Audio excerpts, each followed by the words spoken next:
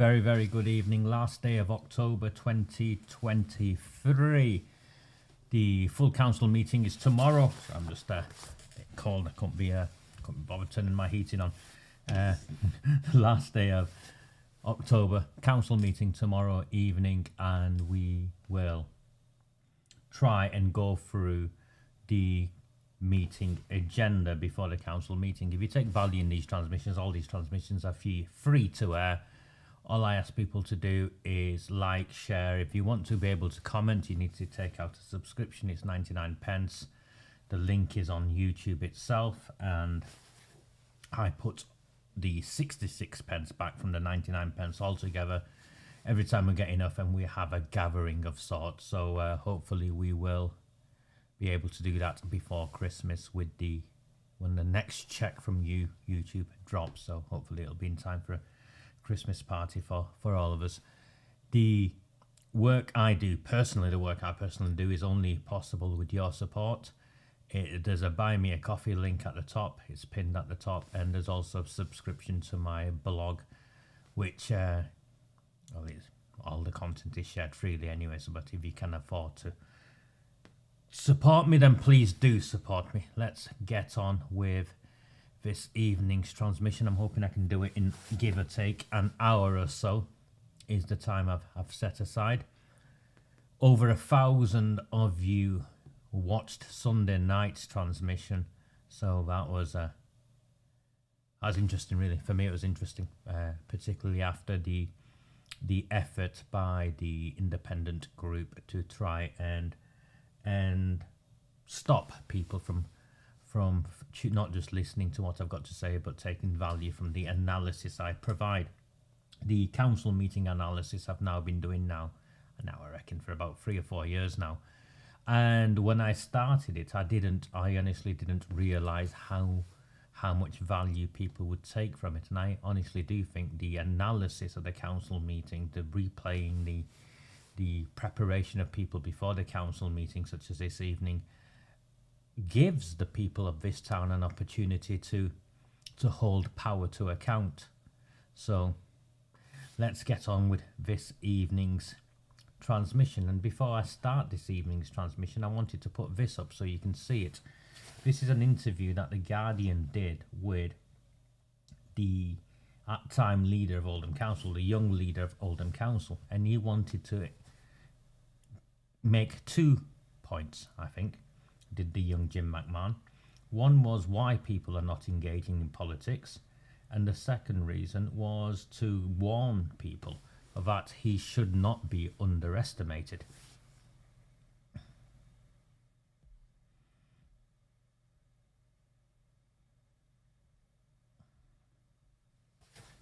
And he starts off by saying, Parliament, and I'll translate this for the council, no longer bears any resemblance to the communities it is supposed to represent. If you believe in a representative parliamentary system, then the current one is not representative. Well, if you believe in a representative council system, then the current one is not representative. So you can understand why people don't believe in it. He says his oversimplified position is people have got to look like you to be able to represent you. So those of you joined me on Sunday evening will know my position on identity politics and how I believe one of the reasons this country, never mind this town, is in a mess that it finds itself in is the playing out of identity politics. And here you can see Jim McMahon clearly supports identity politics because he believes people need to look like you or me to represent you or me.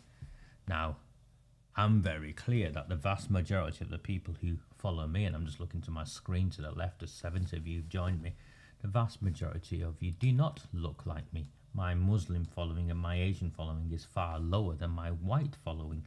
So the need to look like someone, I think, is the least important of factors. He then goes on to say, people feel out of touch with politicians because that leaders themselves are disengaged from their constituents. Leaders themselves are disengaged from their constituents. So leaders themselves are disengaged from the very communities that they're meant to represent. And I wanted to put this up at the beginning because these words have come to haunt McMahon. Leaders have lost touch. Well, tomorrow's council meeting is the first council meeting where Arud Shah, the leader of Oldham Council, Arud Shah, second time leader of Oldham Council after we kicked her out of South Chadderton, now retreated to Glodwick, where she's elected by a predominantly Pakistani bloc vote, Muslim vote. And she's being called by her own community as a consequence of what's taking place in Gaza and Israel. So looking like people isn't enough, is it? Because that is so shallow. Complete absence of integrity, honesty, transparency. And the second element of McMahon, which reflects the council meetings, is that the councils are out of touch. The leaders are out of touch. Now, how do they become out of touch? They stop listening to the people that they represent. And Oldham Council has done that. And it's done that with the endorsement of the Lib Dem leader and the Conservative leader. And we understand why. The mainstream parties have done this with Arud Shah. They've reduced public questions to 15 minutes and rejigged the entire makeup of the council meeting to reduce public scrutiny and public accountability. So that is what is taking place in Oldham.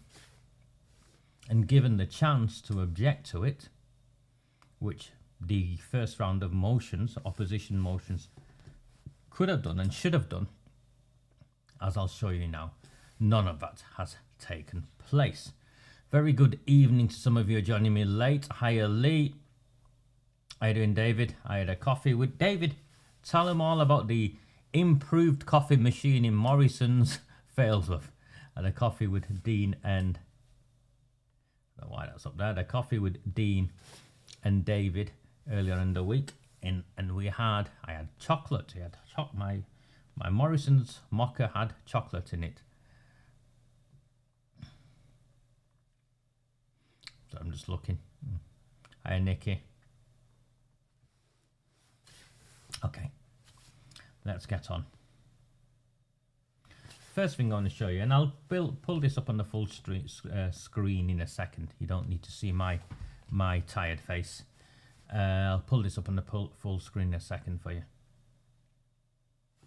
The first thing I want to raise with you is this council agenda, and you can see there's the leader's annual statement, which I'll talk about, so it's a chance for Arud Shah to grandstand. But it's got 17 agenda items. Now, the council only meets 6 weeks, sometimes 2 months. There's, I think, 6 council meetings in a year. 17 agenda items is too much. What really should happen is that they should split the council meetings in 2.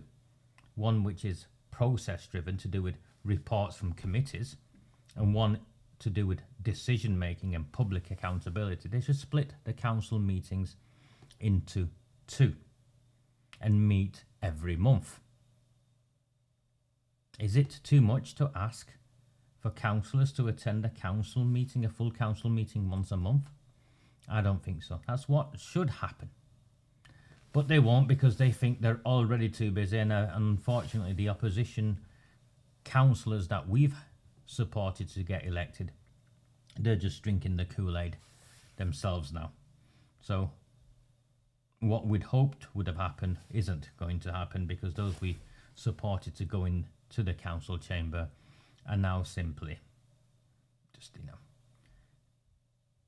you've all seen the Animal Farm analogy, I'm sure. Okay, so let's go through the council minutes itself, the agenda itself. Apologies, yeah. Minutes of the meeting, blah, blah, blah. Who'll chair it is the first question, because Dr. Chowan is supposed to be off, isn't he, looking after his wife, although from what I've seen of video footage and council stuff, he seems to be still rather active. Maybe his wife wants him to go out to work and doesn't, I don't know, but we'll find out who chairs the meeting. If it's not Dr. Chowan, it'll be Eddie Moores. First three items, pretty straightforward. Apologies, the minutes of the council meeting beforehand, there's never any challenge really, even though there should be challenge. To receive declarations of interest, it's when they all get to grandstand and say, my wife, my husband's a policeman, or whatever, you know, declaration of Mayo care. It's the same old ritualistic stuff. To deal with matters which the mayor considers to be urgent business. There hasn't been that lately. To receive communications relating to the business of the council. To receive and note petitions relating to the business of the council. There's never been a petition that I know of, although one day perhaps we'll submit a petition and jump through the hurdles to get a petition in that meets the criteria, because that is constitutionally still an avenue through which we can engage in and disrupt, inform, disrupt, hold to account, whatever the terminology is that you want to use.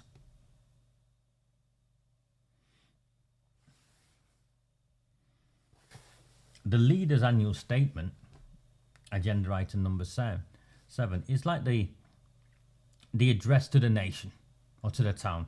So Arooj Shah is meant to stand up and give her annual statement, a speech of the achievements of the council, the priorities of the council, the challenges to its people. It's meant to be a rallying call. I have yet to see a leader's annual statement delivered in this town in a manner where there's any authenticity or conviction. And what's really taking place is the leader, this isn't just Arooj Shah, it's what came before her and before her and before her, all the way back to McMAHON, when I started looking at some of this, where it's just one of the policy officers has written something and they're like, blah, blah, blah, blah, blah, blah, blah, blah, blah, blah, blah, blah, blah, blah. So I expect more of the same. So look forward to tomorrow's leader's annual statements. You can see I've got nothing other than an iPad in front of me with what you're seeing on the screen next to you here. And there's no annual statement will be delivered with any conviction from Arooj Shah. Remember Arooj Shah's childhood friend, her unspecified relationship with the gangster Irish Shimmy. The information I have, he is in court for possession of an offensive weapon and criminal damage, I think, the 9th, the week after. So I'm looking forward to seeing what the leader's annual statement contains. They've now, and this is very, very interesting for those of you, remember they've reduced public questions to 15 minutes. They've left youth council time exactly as it is, with a time limit of 20 minutes, and there is no youth council business. So that just demonstrates how intentional it was what Arooj Shah did, the Labour Party did, with the support of the Conservatives and the Lib Dems leaders, in shutting down democracy in this town, shutting down public questions to 15 minutes. And as we demonstrated at the last council meeting, it's rigged anyway, with councillors and ex-councillors and Labour Party candidates submitting questions. The council is, if that's not another sign of corruption, I don't know what is.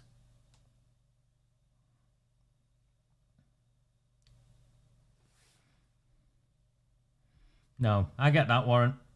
Peter Brown put a petition with that, but you, with the greatest of respect to all of you, you didn't do it in a proper procedural way, which you would have had it heard at the appropriate section of the council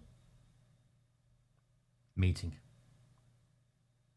And again, with the greatest of respect, Warren, I'm hoping to catch up with Warren next week for a curry. Before I came along, no one gave him the runaround, because I take the time to understand the rules by which they play, and then I play them at their own game. And if there is a change, one of the reasons that changed from before to now is that. You can see public questions reduced to 15 minutes and reports of the leader and cabinet members. So this is the new bit. So all of the cabinet members produce a report, and I'm particularly looking forward to some of them, such as Fida Hussein. I've yet to hear Fida Hussein say a single word in the cabinet.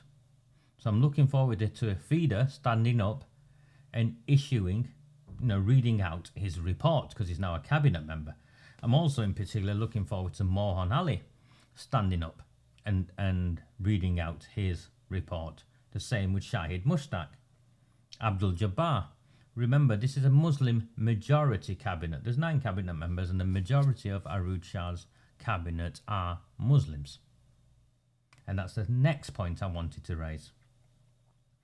I've queried it with a few friends of mine who attended the various pro-Palestinian human rights rallies, whatever you want to call them. I don't agree with Suella Braverman, who calls them hate marches, because I think there are people there who are filled with hate, but I don't think it's right for Suella, the Home Secretary, to refer to hundreds of thousands of people in that way. What I urged my Muslim brethren to do was, instead of disrupting and holding a rally outside the shopping, inside market, the outdoor inside market, was that the first one? On a Saturday or a Sunday afternoon? Or some roundabout?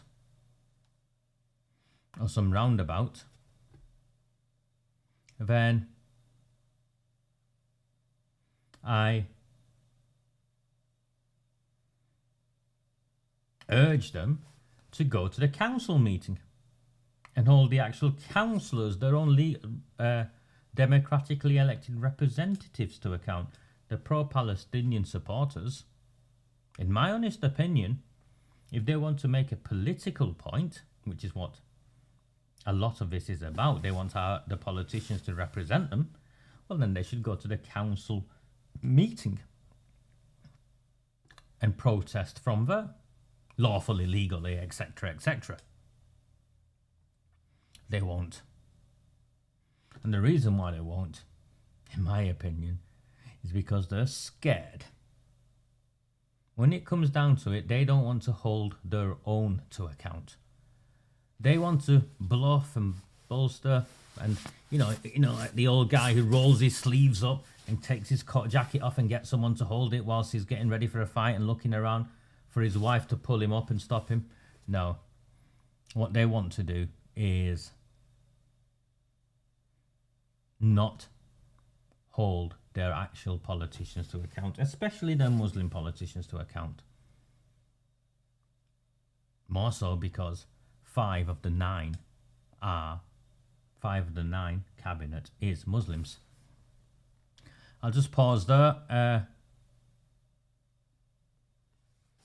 I'm afraid I don't know what the advert thing is, Kel, if you're getting them whilst I'm running a transmission. I've not pressed any buttons, so maybe something's happened with YouTube settings. They change the settings all the time, so I will have another look at that before I start my live transmissions next time, because I don't remember ever any adverts interrupting the live transmissions before.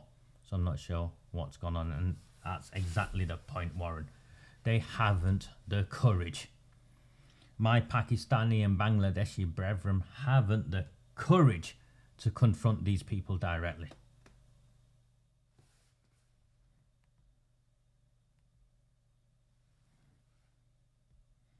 So these are the reports, first time ever. So we will find out what these reports look like and how much value they have. But you can see Deputy Leader of Housing and Licensing Portfolio, Deputy Leader of Children and Young People's Portfolio. I'm not sure it's the Deputy Leader and rather not the actual person. Education and Skills Portfolio, Business, Employment, Enterprise, and so on and so on.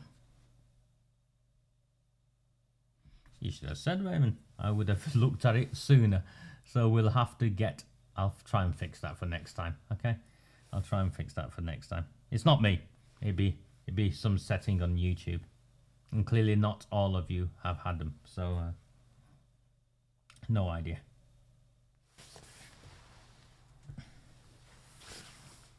So let's move on to the notice of administration and business.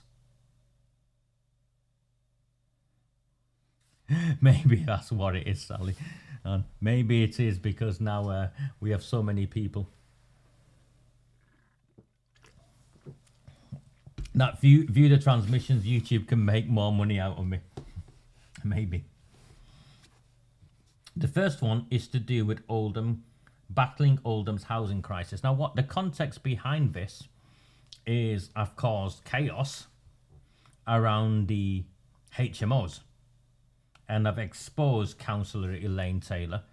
And one of the ways in which we will take out Councillor Elaine Taylor is her support for HMOs. I'm going to drop leaflets in and around Chadderton in the lead up to election of how Councillor Elaine Taylor supports a HMO next door.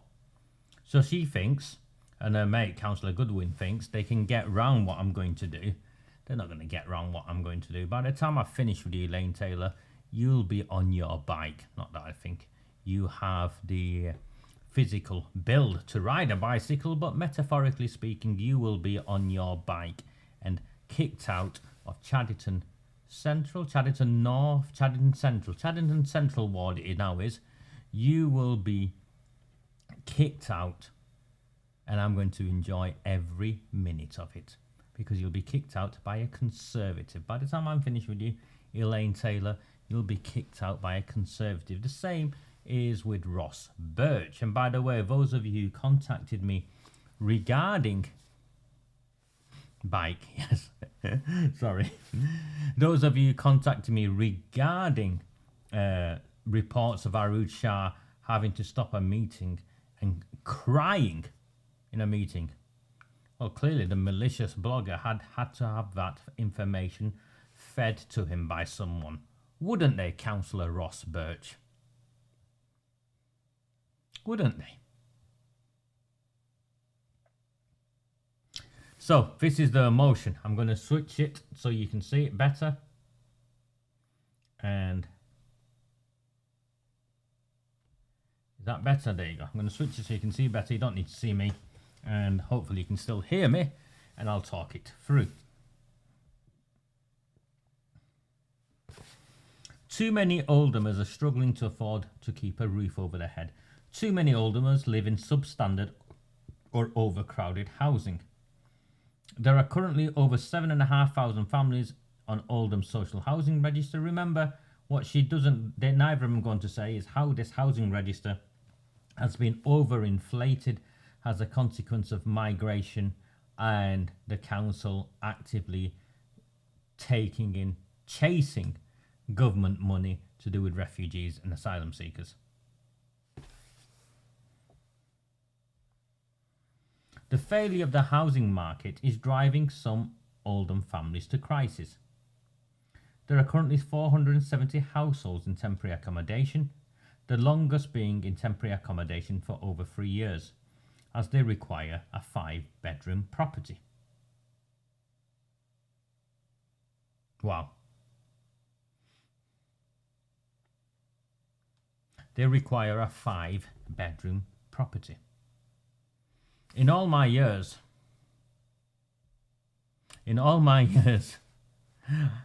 I've never lived in a 5-bedroom property. I don't know anyone who owns a 5-bedroom property. But there's nothing like welfare dependency, is there? And I suppose it'll probably cost me votes, but I don't care. I've always been honest and true to my word and my convictions, and I've never tried to be something I'm not. It's not for the state to pick up on the consequences of your life decisions. How big a family must you have to need a 5-bedroom property? And what sort of life decisions have you made? And why do you think it's acceptable? Why do you think it's acceptable for the council taxpayers of this town to pay for your life decisions? I don't. The welfare state was never set up for this. It was meant to be a safety net. Not some form of entitlement. 5-bedroom property. And they've put it in their motion. They've put it in their motion as though it's something to be proud of.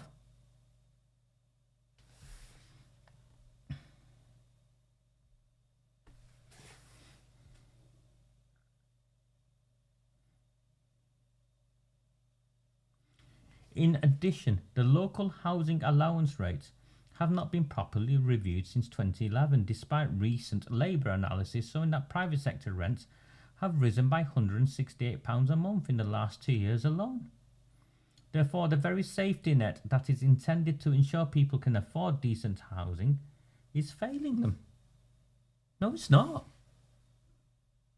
No, it's not. Again, I'll do it this way so you can still see that. Again, do you see what they've done? Do you see the lens through which they look at this? If the private sector rents have risen by £168 a month, the demand is that people are paying that. And is that not what we want? An affluent rental sector where people who work rent homes. It's a novel idea to Labour, isn't it? People who actually work rent homes. Also people who live in social housing pay their rent. I lived in social housing. I paid my rent. Admittedly, I was one of the very few on the street that did. But I paid my rent. And I got up in the morning and went to work. And I saved a little bit so when the time came, I could afford to buy a house. So no. Private sector rents having risen by £168 a month in the last 2 years alone has not removed the safety net for decent housing. It's not failing them because the people who are working and renting are still doing so. I don't know about how any of you live, but I've got a mortgage. I have I'm on a variable rate or whatever it is, and it's gone up. When the interest rates went up by whatever it was to whatever it is, it's gone up by more than £168 a month. And I know what I've cut back on because you make those life decisions. Look, you make those choices. What is wrong with these people? So they're on about the benefit class. They're on about... And that's it, isn't it, Mark? Go out and earn it.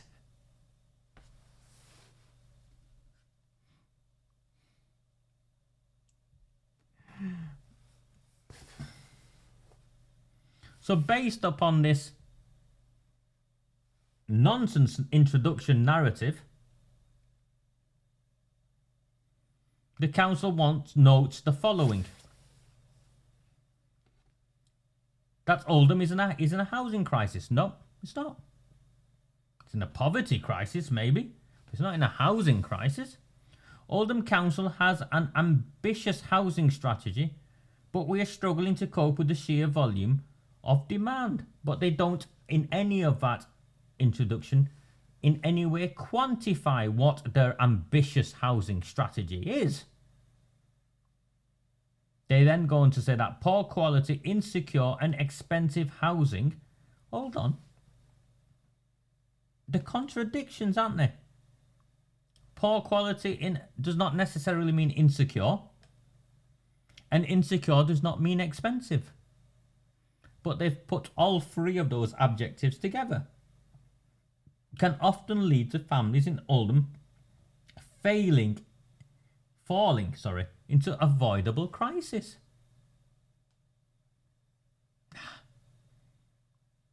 Oh, here we go. Let's blame it on the Conservative government. The Conservative government's failure on housing over the last 13 years, with homelessness continuing to rise and home ownership failing. Do you know one of the reasons why homelessness is continuing to rise in Oldham? One of the main reasons why homelessness is rising in Oldham is because of Andy Burnham's homelessness strategy, where he's trying to shift the homeless across other parts of Greater Manchester, particularly in areas where housing has historically been cheaper, Oldham being one of them. So people are being shipped into Oldham when they historically haven't been. Last time I looked, it was a Labour Party mayor. Last time I looked, Arud Shah sat on his board as the equalities lead. If there's any correlation there, it's more to do with local decision making by the Metro Mayor than anything the government has done or has not done.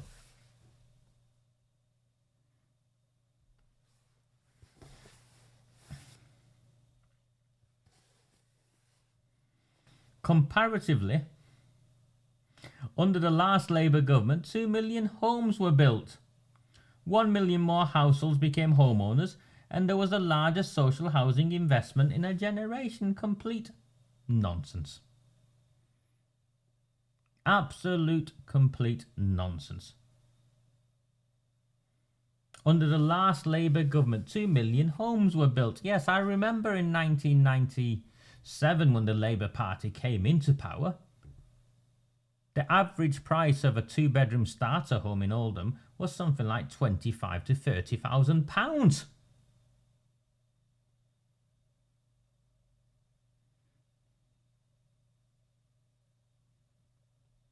As for the largest social housing investment in a generation, well, the same housing associations have been building in Oldham ever since, but they've been sat on brownfield sites whilst the council pursued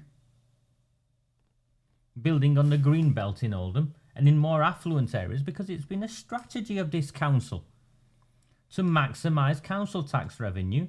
So they've been building affluent homes, or encouraging the building of affluent homes. Why else do you think that Markins and Holbin and the Labour lot passed through the building on wood houses, fast-tracked it before statutory consultation, millionaire homes?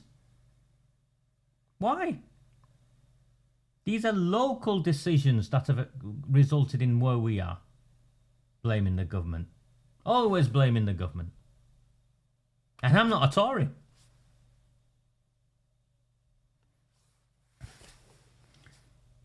The council further notes. So first of all they note, then they further note. The cost of living crisis has exacerbated this situation, meaning that more Oldhamers are now struggling to afford housing costs, both rental and buying.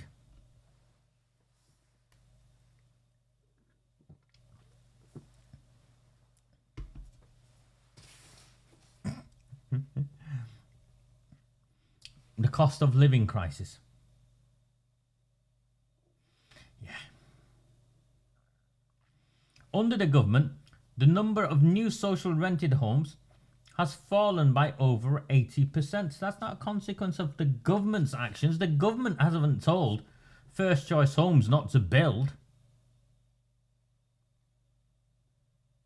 Consequently, there are now more than 30,000 fewer social rented homes built each year. This is nationally.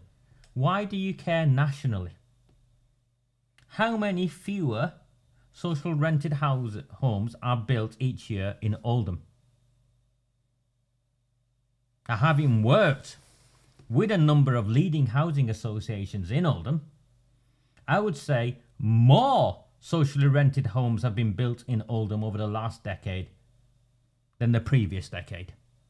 Remember the previous decade, when the Labour Party was in power, they had that stupid What was it? Where they demolished half of Durka. That was a Labour thing. Demolished half of Coldhurst, Westwood. Terraced houses, nothing wrong with them.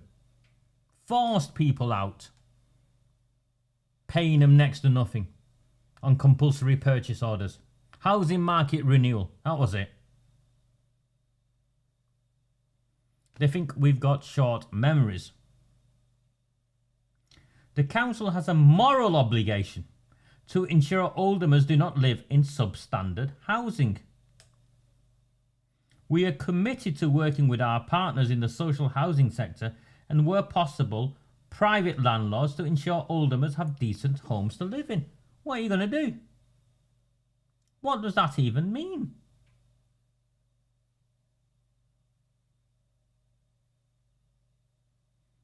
I've been in social housing that's a complete mess. I've been in private housing that's a complete mess. I've been in social housing where the homes are kept very well. Same in private housing. You know what the most significant factor is in whether someone lives in substandard homes or standard homes? Is whether you clean up your own bloody house.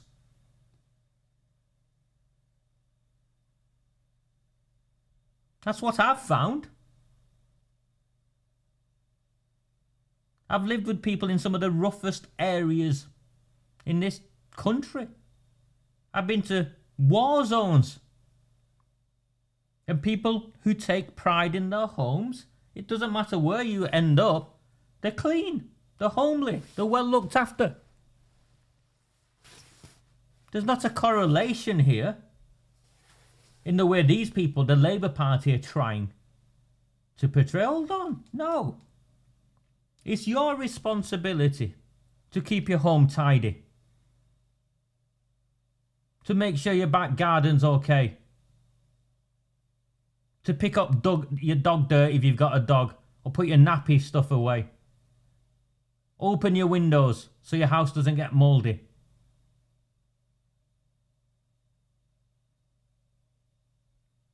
I am of working class stock.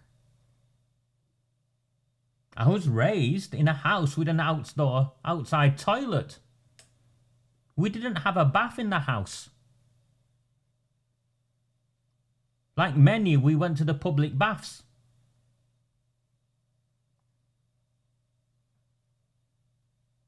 But the house was clean.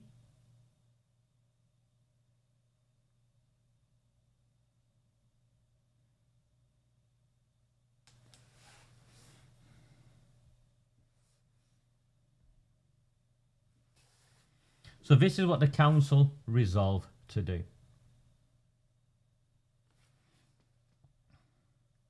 They want to write a letter. No.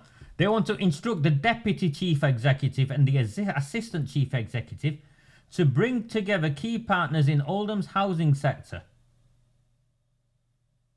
at Oldham Housing Summit at the earliest opportunity. So they want to call a meeting. Indeed. Gary, indeed. They want to call a meeting.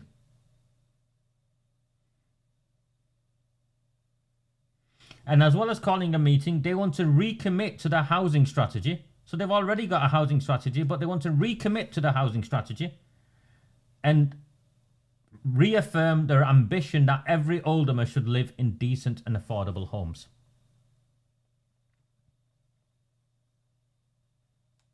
The most recent decision they took at Planning Committee was to make sure that every one of those millionaire homes in Woodhouses was only available to millionaires. Passed by Brian Hoban and Mark Hintz. They decided to take a 200 grand, the council, 200 grand bribe, 300 grand bribe, that God knows where that money went or will go. And they want to write to the Secretary of State for Levelling Up Housing and Communities, seeking far-reaching action to tackle the housing crisis. This is genuinely the Muppet Show. This is Arooj Shah's council, the Muppet Show.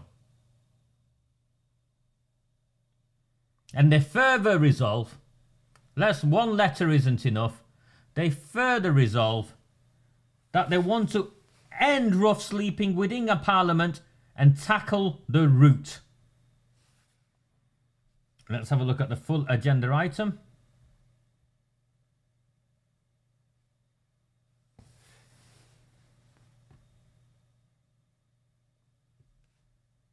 The root causes of homelessness, including insufficient local housing allowance rates. So what you need to end homelessness is increased housing benefit.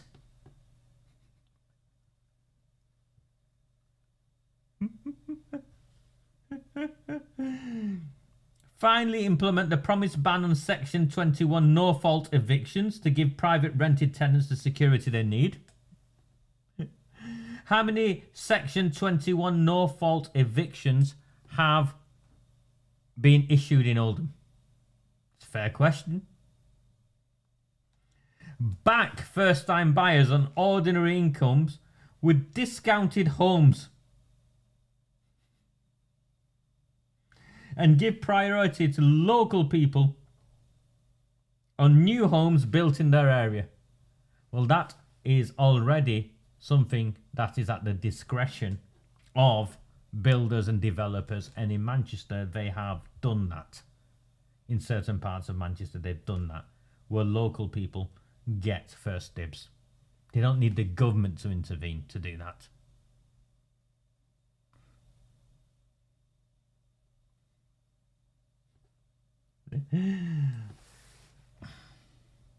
Motion 2. Remember, we've got them over a barrel. They were lying about permitted developments. Gary, remember, he talked, Bashforth talked about permitted developments. This is to do with HMOs. As a consequence of me exposing them, they've now decided to put forward a motion on HMOs.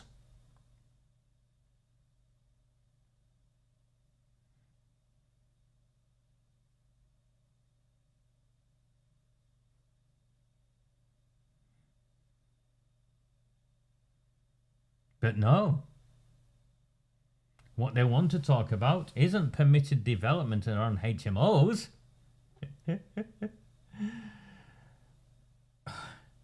They want to write to the government about those horrible poles and masts, those 5G masts. The council have been working in partnership with these buggers. They could intervene. They don't need to do this. But the second motion is they want to instruct the chief executive to write to the Secretary of State. So it's another letter to the same Secretary of State to ensure that operators who choose to erect telegraph poles and masts to deliver gigabyte broadband would require planning permission and full consultation with local stakeholders. This has been going on for 3 years, and finally, Barrelgate Bashforth wants a letter written to the government. And also for the chief executive to write to the 3 members of parliament to support them as well.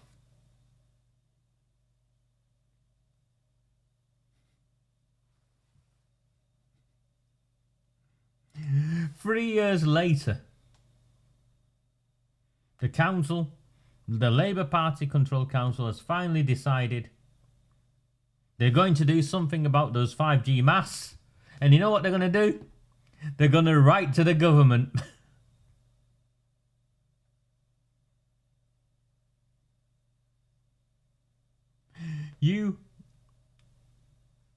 Clearly not you. Not the 130 of you. I'm looking to my left. Clearly not you. But we, this town, elected these Muppets. This town elected these Muppets.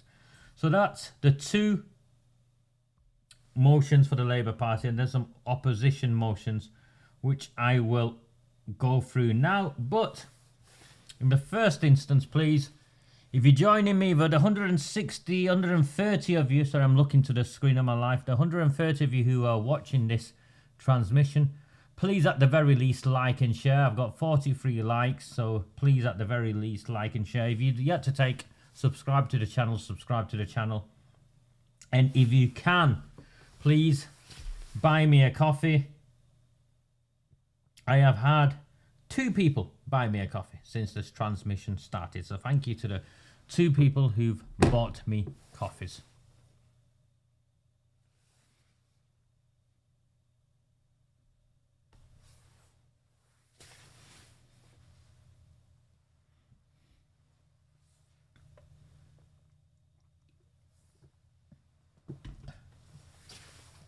I'm not sure why that's as big as it is this time of fair warrant. There'll be a, I don't suppose any of you care how big the writing comes on. Okay, opposition business. So the opposition business is, first of all, of course, the Conservatives, who are the main opposition. The motion is 1, holding housing associations accountable for damp and mould issues. You remember what's took place in Rochdale. Oldham Metropolitan Borough Council must lead from the front to ensure that our residents benefit from safe and secure housing. As such, Oldham must ensure that housing stock is maintained to the highest quality. Remember, the housing associations in the main, like First Choice Homes, are basically quangos. They're arm's length of the council. They were set up by the council. They're effectively run by the council. It's just an arm of the council that isn't really the council.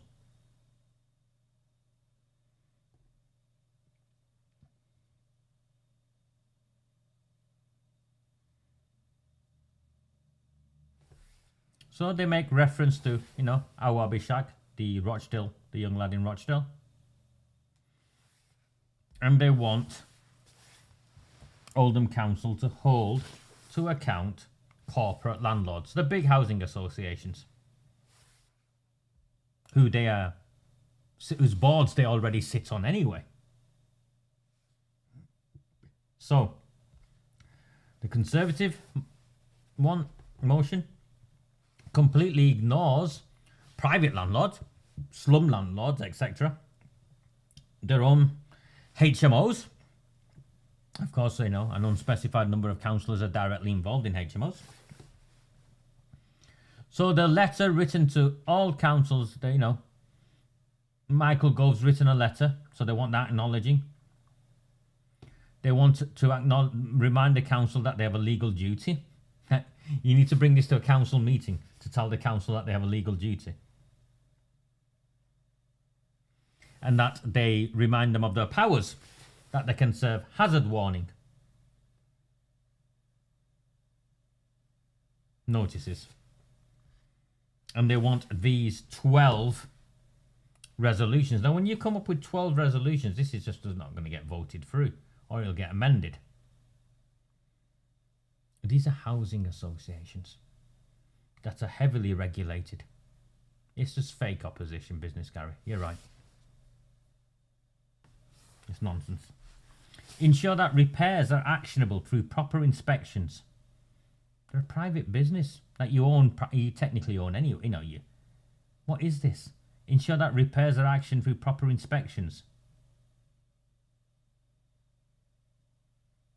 Cleaning, guttering, sealing windows. This is, so you're telling housing. So the council wants to tell housing associations how to look after houses that they own, when the council isn't capable of doing the job that it's tasked to do. It wants to tell other people how to do their job. Conduct and publish a full damp and mould survey of properties in the OMBC area. Empower, educate and enable independent advice and representation for all tenants on the process for raising and tracking a damp or mould complaint and what their rights are in challenging any delays. What does that even mean?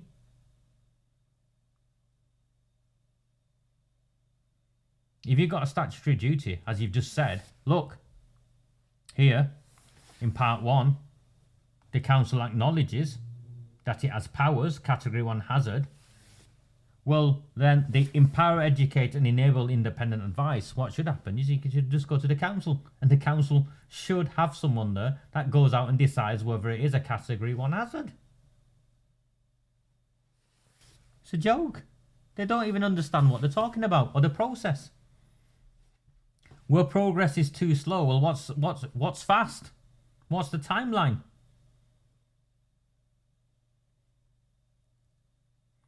To ask the chief executive or deputy chief executive to write. Oh, so they want a letter writing to all housing associations outlining the above resolutions.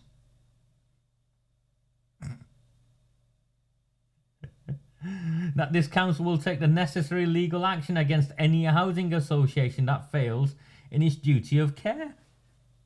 Well, you legally have got to do that anyway. Why do you need to pass a motion on what you legally have got to do anyway? Explain that to me. Why do you have to pass a motion on something you've legally got to do? Compel housing associations to provide alternative accommodation whilst works are being undertaken in case the homes are deemed uninhabitable. How are you going to compel them? Strengthen the local connection test and allocation to set number of homes for local people. Well, actually, whilst I agree with that, strengthen the local connection test, what on earth has that got to do with mould? Nothing. Why didn't you just have a motion on that? People would have respected you more. People would have respected you more. Strengthen the local connection test and allocate a set number of homes for local people within each district for people who live in that district, to strengthen our communities and to prioritise local homes for local people. Why wasn't that the motion? I tell you why, because they're too scared of putting forward a motion like that.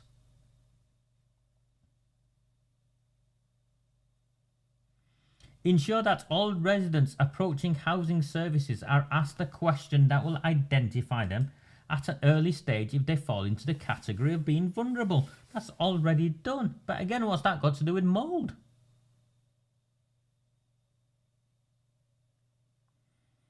Regularly review staff training processes to ensure that all relevant staff are aware of the housing policies specific to the vulnerable community. What on earth is this nonsense? This isn't a motion. This is a joke. It's a mishmash of a combination of things. Which muppet, which moron came up with this? Oh, let's throw another one in. Let's talk about the armed forces. Identify if they're a member of the armed forces. So they're given. So those who serve this country are given top priority for housing. Let's throw something else in. I'm not disagreeing with that, but that should be a motion in its own right. It's got nothing to do with what the motion claims to be about. Holding housing associations accountable for damp and mould issues.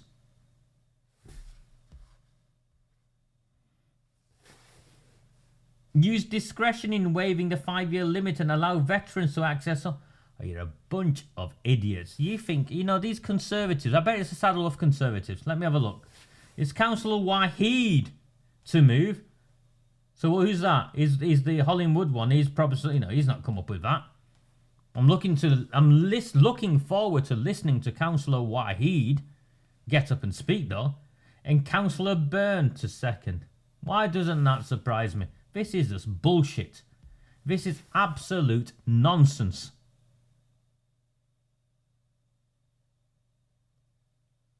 It's a mishmash of emotion.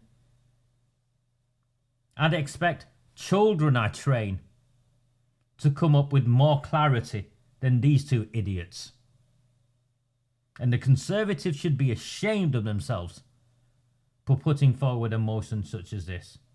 An absolute joke. Let's move on to the Lib Dem motion.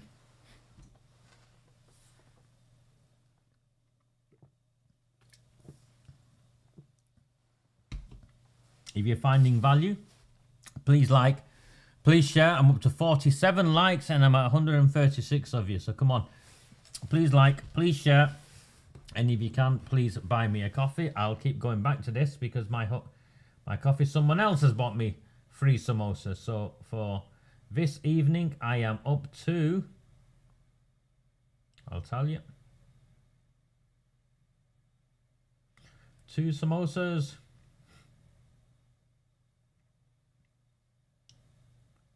8 samosas. So thank you very, very much to the 4 people that have supported me so far.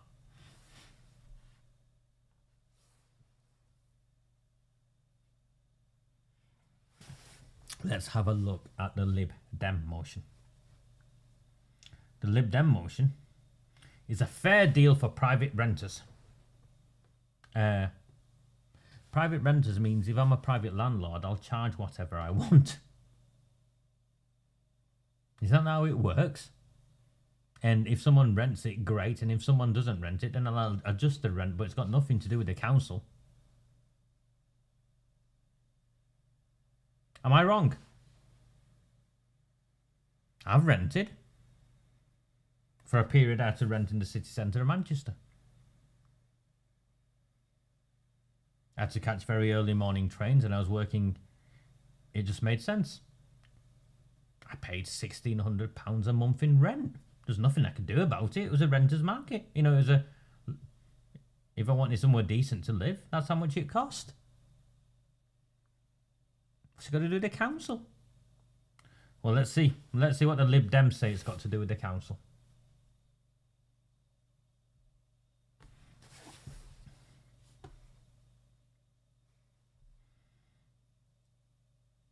Harkness to move.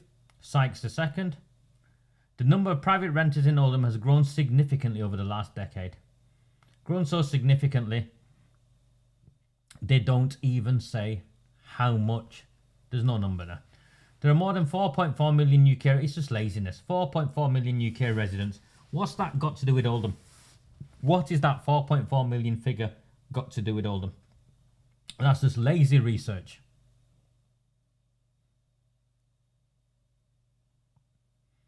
In England, 1 in 8 private rented homes have at least one severe hazard. Again, what does that even mean and what's it got to do with Oldham? Energy efficiency rating of FOG.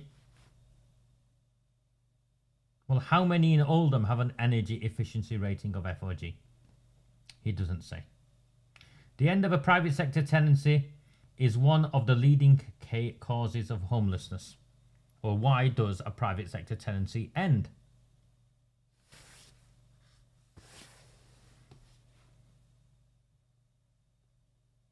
If I'm a private landlord and you're not paying my rent, or you've trashed my house,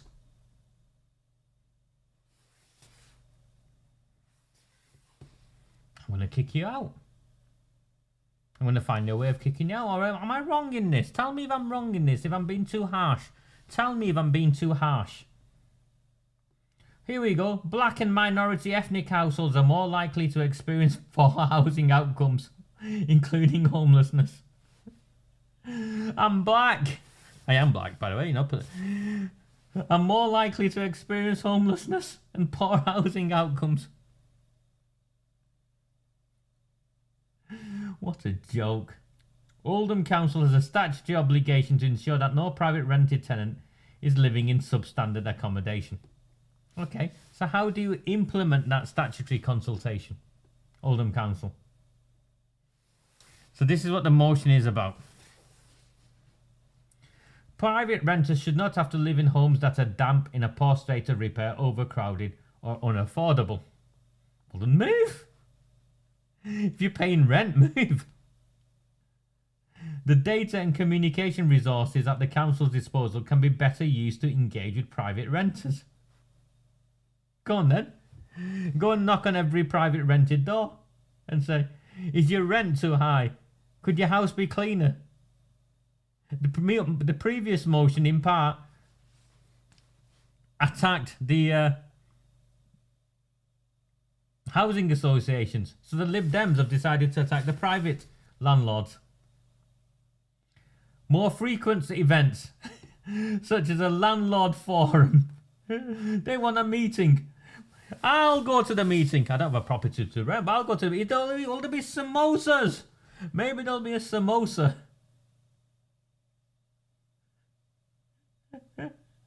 This isn't even a... This is a joke. That too little is known about people who face homelessness. No, it's not. Andy Burnham has a homelessness strategy. He's been charging people a fortune. You pay for it on your council tax. You pay directly on your council tax for his scheme. Are you telling me, after taking millions and millions from you, that the Greater Manchester Mayor hasn't worked out why people are made homeless?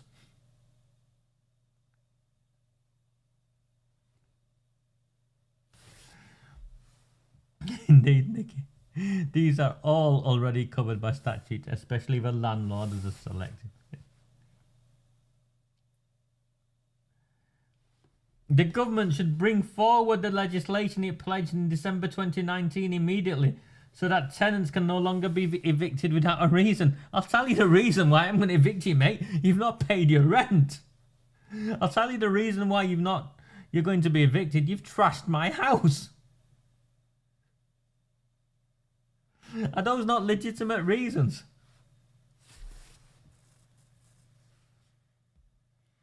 So the council now are going to resolve to protect private renters, whether they've asked for it or not, by serving improvement notices on homes with severe hazards to invalidate Section 21 notice and enable rent repayment orders if the landlord fails to comply. Well, you already have the power to serve those improvement notices, don't you? Serving improvement notice to excess cold in homes that fail minimum energy efficiency standards. Well, you just said that the homes that fail shouldn't be rented in the first place. They've got no data. So they've got no data on how many homes this would impact. It would make reference to. Help private renters claim back rent through rent repayment orders where they were eligible to do so. What's that got to do with the council?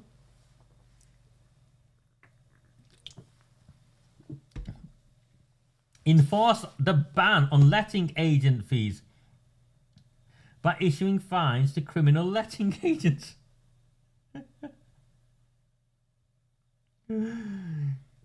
Take... Sorry, I'm laughing because I'm reading that.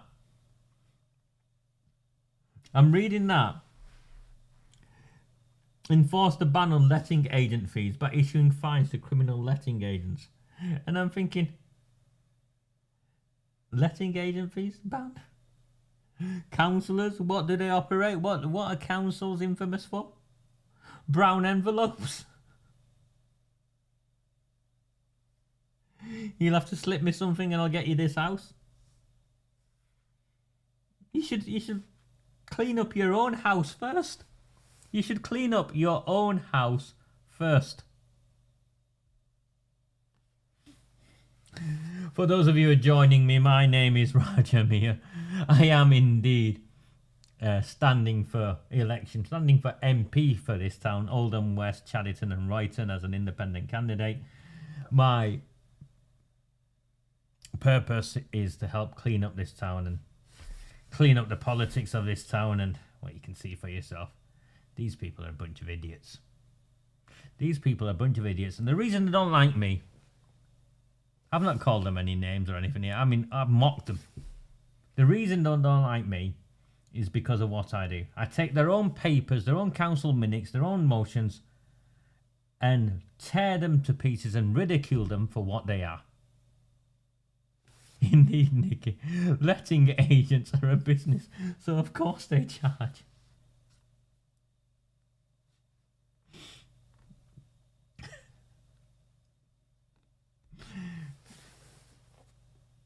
Take action on overcrowded homes through licensing, increased inspections, and a strategy for increasing the supply of homes for families and single adults. What a joke. So what's the action you're going to take?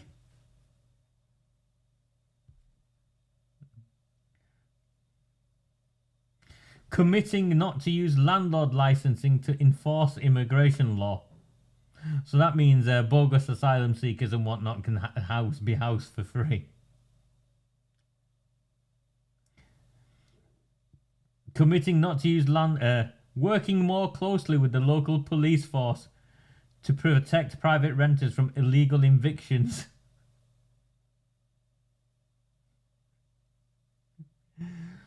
Publishing the breakdown of homelessness cases from the private rented sector by ethnicity.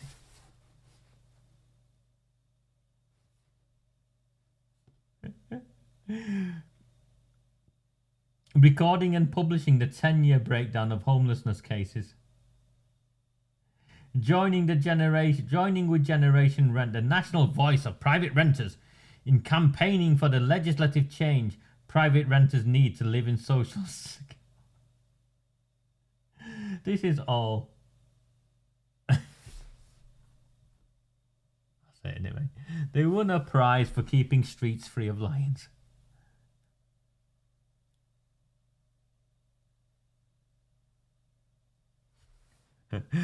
Fountain of knowledge. Warren, the Fib Dem Gloucester family own and rent homes in Shaw.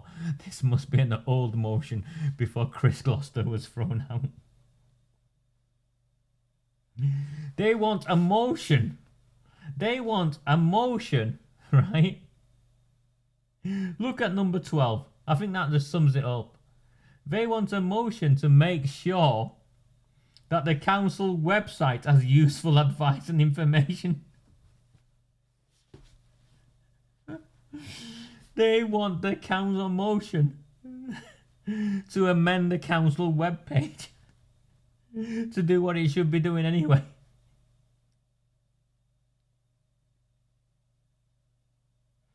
And this is where it actually gets sinister. They want to use landlord licensing, council tax, energy performance certificates and tenancy deposit data to identify private rented homes to communicate directly with private renters. I think you'll find there's something called a data protection law, the Data Protection Act, that might just get in the way of that, mate.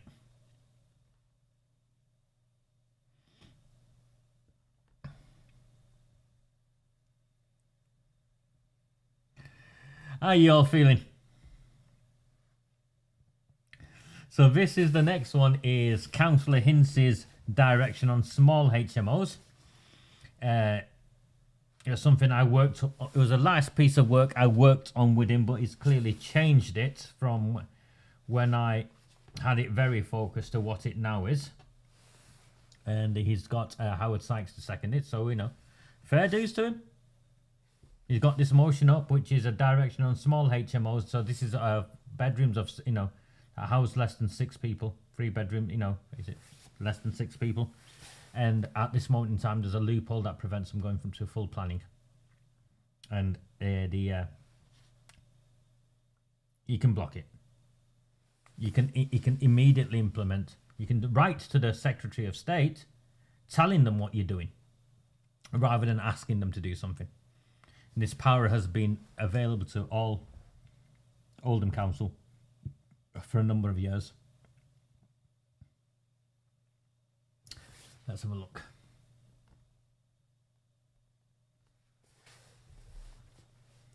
Residents from across Shaw and Crompton have contacted both the Shaw and Crompton Independents and Liberal Democrats concerned with the expansion of HMOs.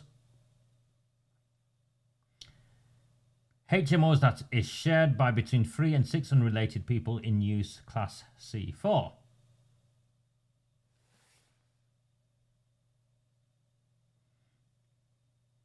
This council resolves to 1. For the OMBC executive to consider and investigate the making of a direction pursuant to Article 4, so that's what I talked about, Article 4, of the Town and Country Planning on the Shaw and Crompton parish-wide basis to withdraw the permitted development rights to convene a dwelling house to a house of multiple occupancy is appropriate and justified, blah, blah, blah.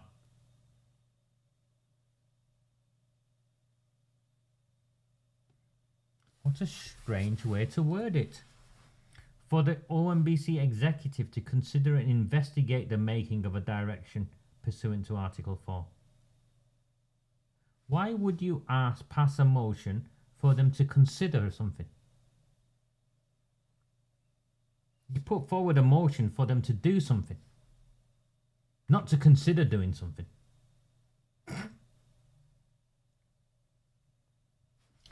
To approve the making of the Article 4 direction for the parish boundary. So they want the boundary to say, once you've considered it, this is the boundary.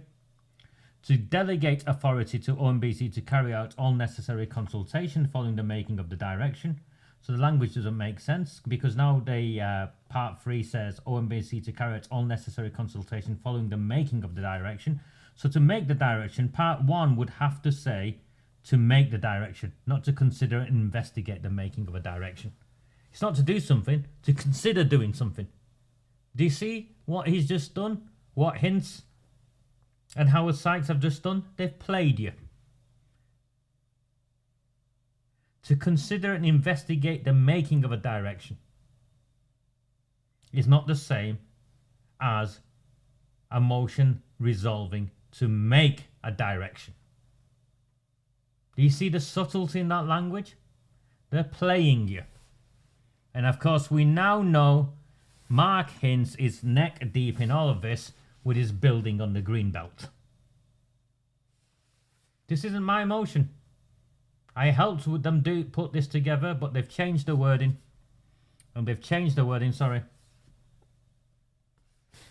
Where the council resolves for OMBC executive to consider and investigate the making of a direction. You can see it there for yourself. It's not me. You can see it there yourself.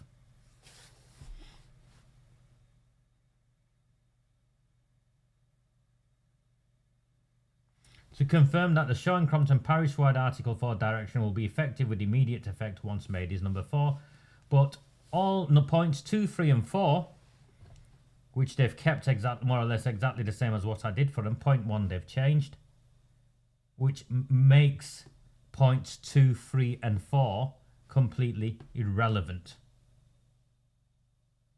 for the OMBC executive to consider and investigate the making of a direction.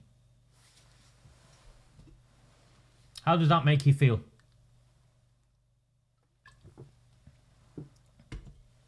You see, words matter.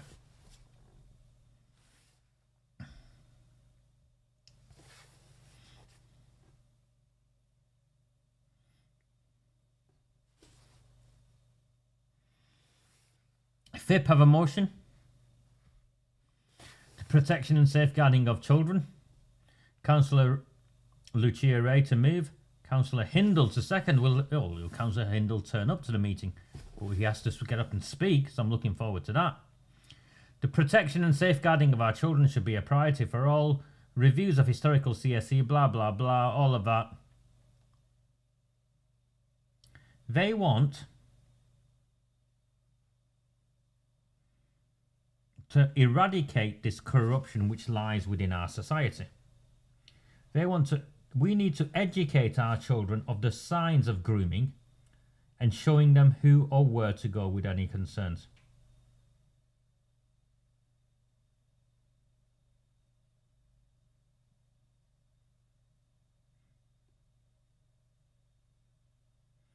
They want to shift responsibility onto children. The starting point of safeguarding children is not with children. It's those who are protected, those who are employed to work with children, to support children, to safeguard children. That's where the training needs to happen. These two muppets want to hand over responsibility of CSE to children themselves. What do you want to do, Lucia? Train a 9-year-old to spot signs of being exploited?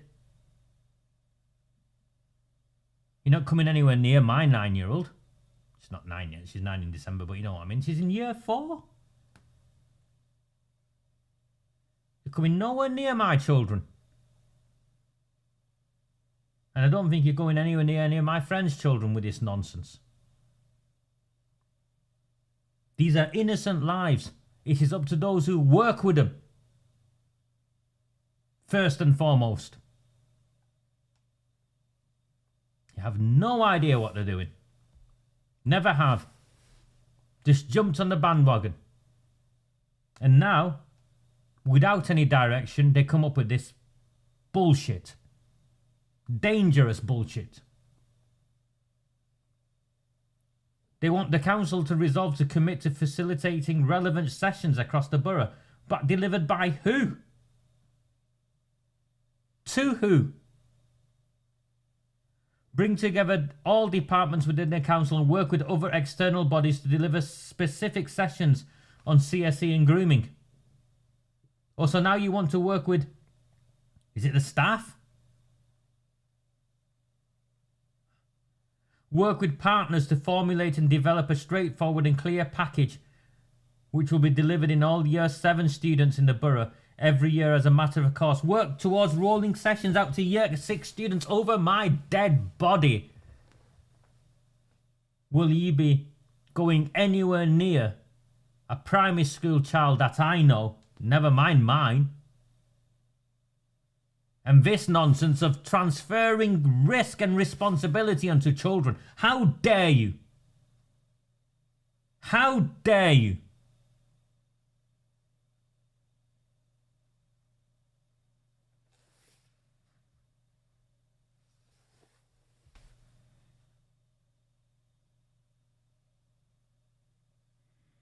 I'm going to have a break. I'll be back in a second.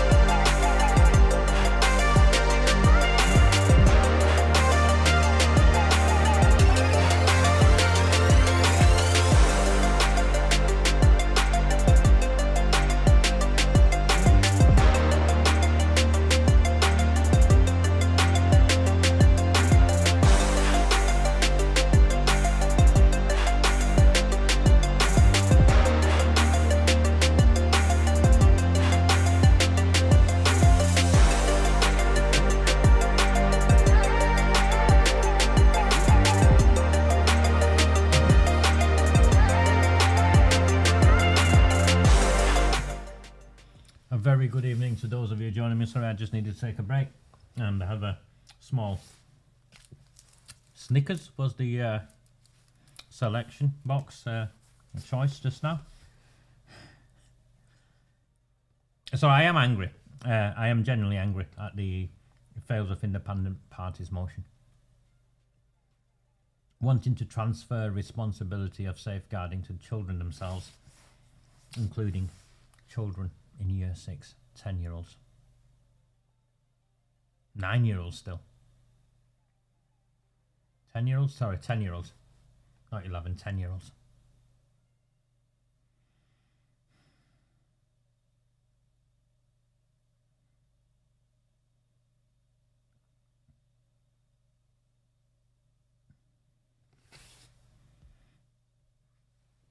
So that's the end of the motions.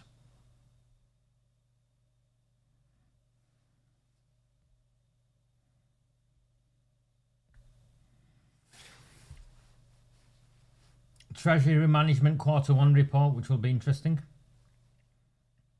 Director of Finance is, of course, Abdul. It's not Abdul Jabbar, there's a new Director of Finance, isn't there? So let's see what they come up with. There's a PDF report, which I've got. I'm not going to go into analysing the PDF report just yet. I have analysed this PDF report, but I don't want to pull out things that I've noted in that report. I want to see whether the council make any reference to it before I rip it apart on Sunday. The same with the annual report of the Audit Committee. It's a substantive PDF document, and I have my own notes on that. And I want to see what the council say, and I also want to see what the opposition councillors say on these things. They want an amendment to the terms of reference of the Audit Committee, which is also going to be interesting. And there's something about updates on actions from the council. So it's the updates from previous meetings.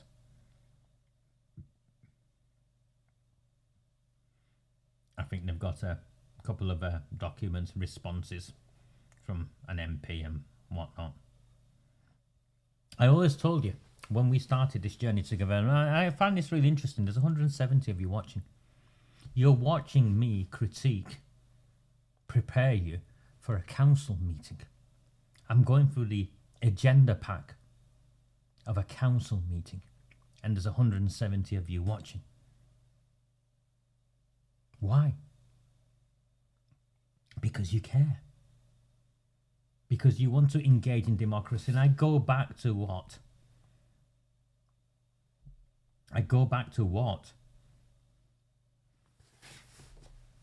The MP who will take out next year was leader of the council himself acknowledged as an issue.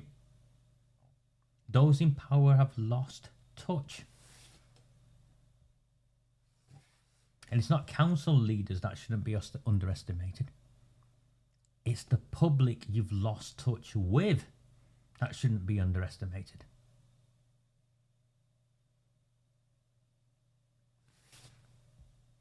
And if people feel disconnected from politics, it's because you've put barriers of entry into that connection. This is a council that issued fake, false ASBIs, falsely using a police on their letterheads.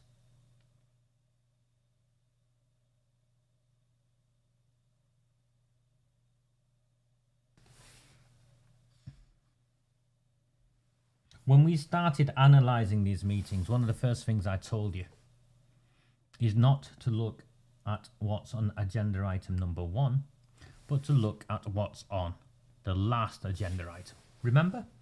Because this is what they try and slip through and close the meeting off with. I hope to tire people out and then run a mile.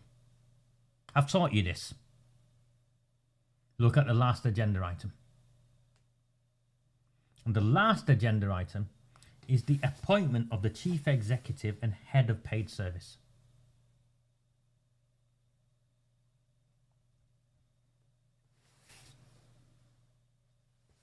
Let's click on it.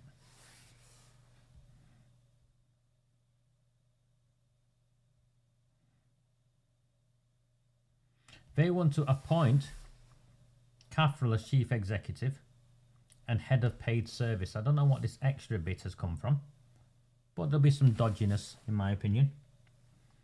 Now he's going to be on. Look at this very, very carefully. Last agenda item. And they want this approved, yeah? So there'll be a vote on this. 0.6, so it's 3 days a week.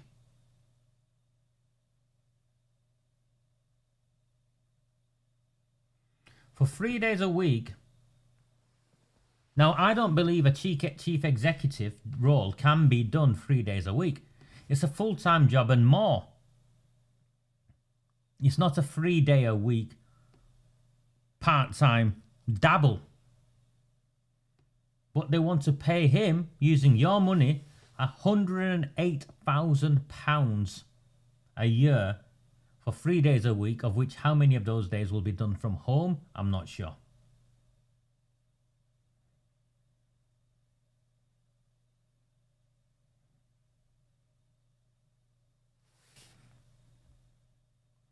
What they've then done, ignore the next bullet point. That's a technicality because the chief executive also becomes a registered officer for electorals and so on and so on. They want the appointments committee have redesigned apparently executive director, place and economic growth back to deputy chief executive.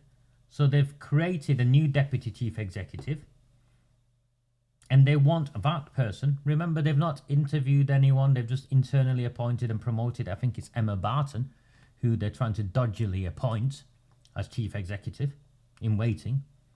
They want you to pay her £136,542. No. Sorry, that's someone else. They want you to pay Emma Barton £147,925,000.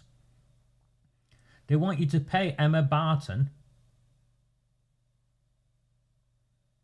who hasn't gone through any interview process or anything, external interview process. None of this has gone on. Some dodgy internal appointment. She's never operated at this level before, not from where she came from, and she came from a scandal anyway, in Wigan. They've just shuffled things around and want you to pay her £147,925. Plus a supplement payment. So this is inclusive of a deputy chief executive salary, plus a supplement payment to do with this development role. Now let me tell you more about this development role. And there's this, all of this is here.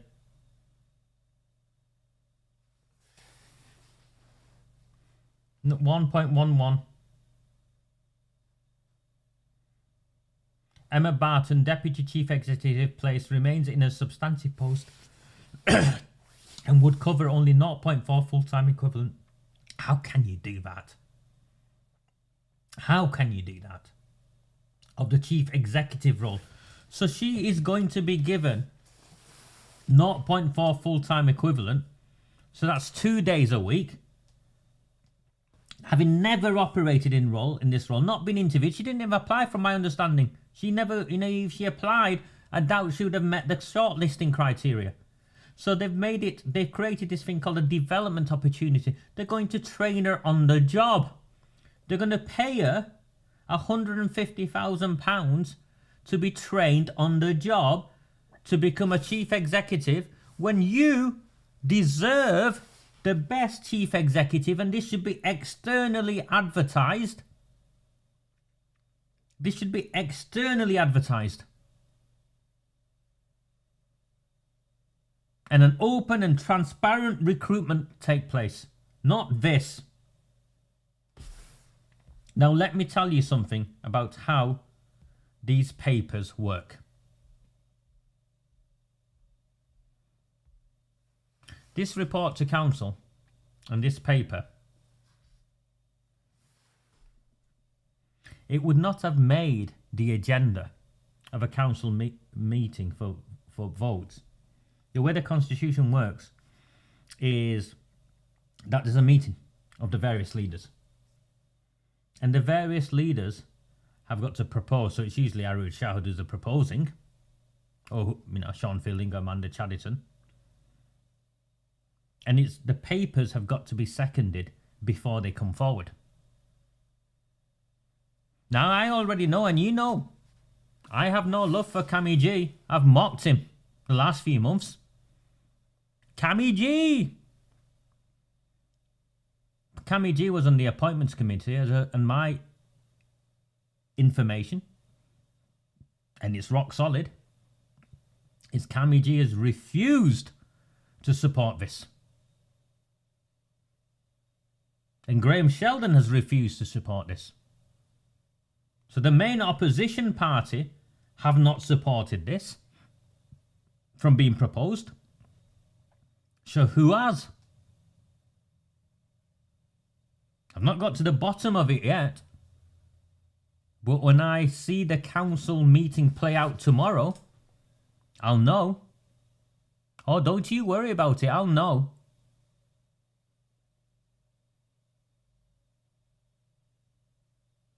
I can read a room. I used to get paid to read a room with far more reaching consequences than this, including whether I made it out of that room.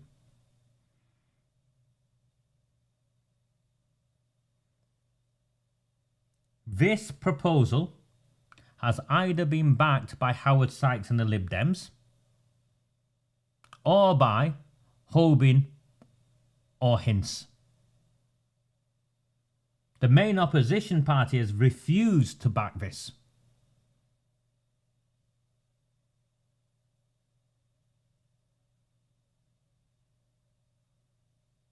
Emma Barton should not be receiving a pay rise onto this developmental role of a ring-fenced chief executive position at the end of 2 years.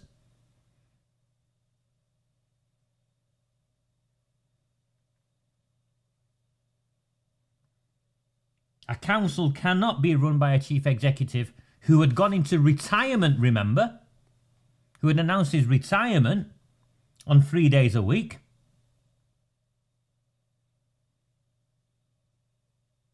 This is outrageous.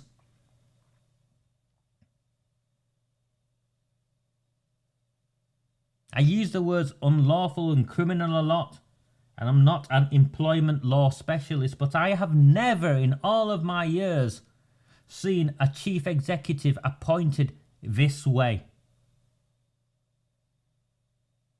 It contravenes all recruitment practices that I've ever seen anywhere.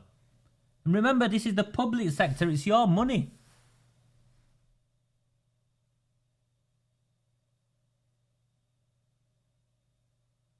Harry Caffrell, you're paying him £108,000 a year for 3 days a week. Of which some of that, unspecified, there's ambiguity whether he's working from home or working from his... You're giving Emma Barton the job of chief executive 2 days a week on developmental role, whatever that nonsense means. This isn't a YTS job. This is the chief executive of the town.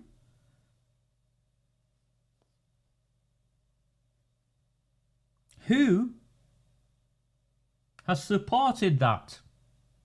Because we know once it gets to this stage and it appears on the agenda, then it's a vote and the Labour Party will vote it through. But what I want to know is who supported that in the meeting before.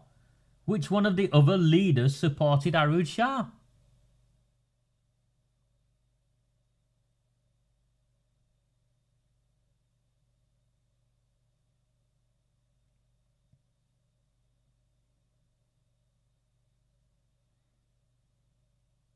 Emma Barton's dangerous, mate. She's never operated. You know, we can laugh and joke about maybe the way she dresses or how, you know, her weight or what she eats, but I'm deadly serious here. You can't have an individual like that as chief executive. And what are they going to do? Call me a misogynist? I'm not on about her being a woman.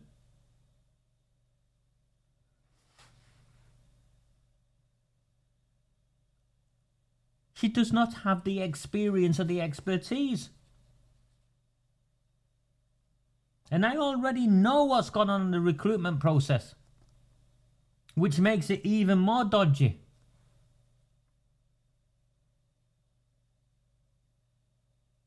And there's nothing in any of the mainstream newspapers, nothing in the Oldham Times, nothing by what she called Charlotte Fringe.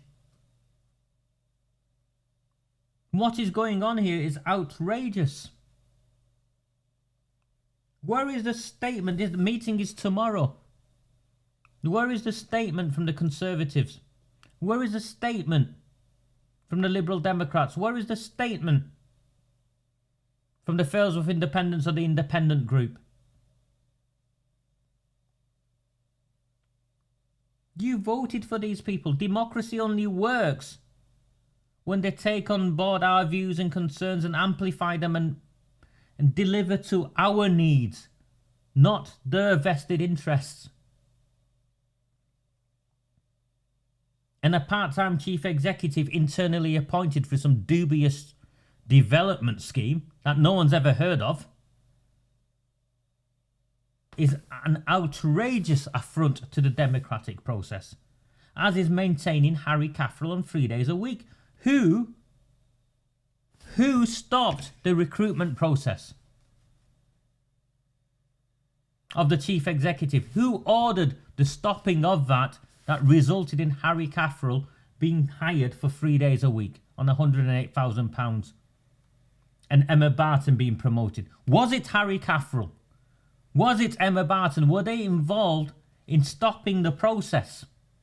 Remember, we had externally appointed recruitment agency charging tens of thousands of pounds. Who stopped the process? Who decided to stop looking for the best candidate externally? Because I know how the market operates. If I offer a salary of £150,000 and I can't attract the net required talent to the town because of dodgy dealings in the town, then I will increase the salary to £200,000. Because at some point, someone with the required levels of skills, expertise, will come and do the job for you.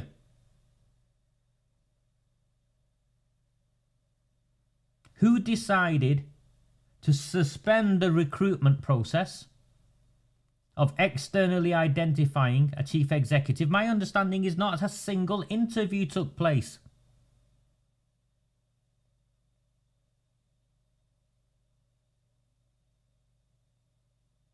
Because I can see who's benefited from it.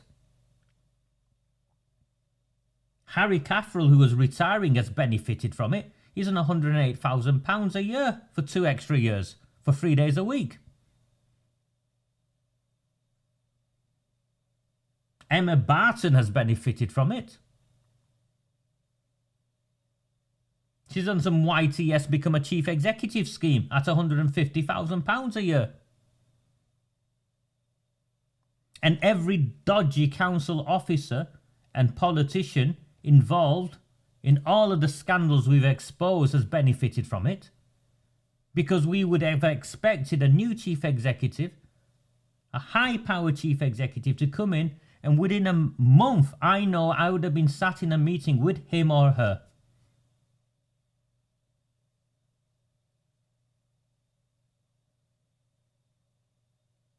Of, come on, Raja, we've had enough, help us solve this. And if that means people going to prison, then people will go to prison.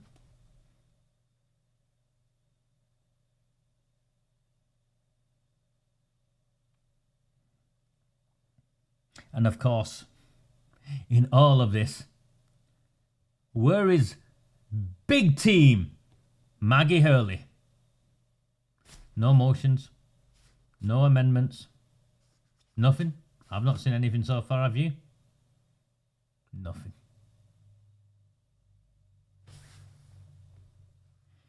If you find value in these transmissions, please consider buying me a samosa, buy me a coffee to keep these transmissions going. So far this evening, I have had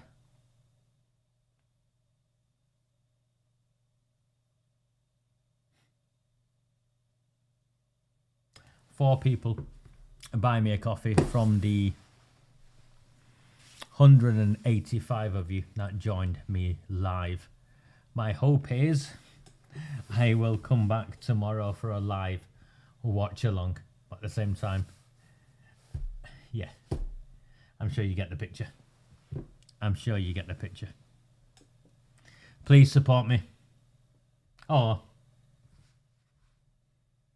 well, you decide what will happen if I stop doing what I do. Take care. Very good evening. Do not fear them. Do not fear any of them.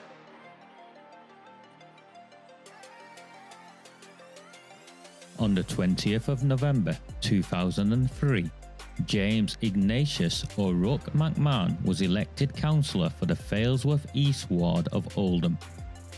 Deeply ambitious, he ruthlessly rose to power, and by 2011 he was already leader of the council. In 2015, exploiting a Labour Party loophole, he became MP for Oldham West and Royton. If only the people of the town knew then what they now know. Do not fear them. Do not fear any of them.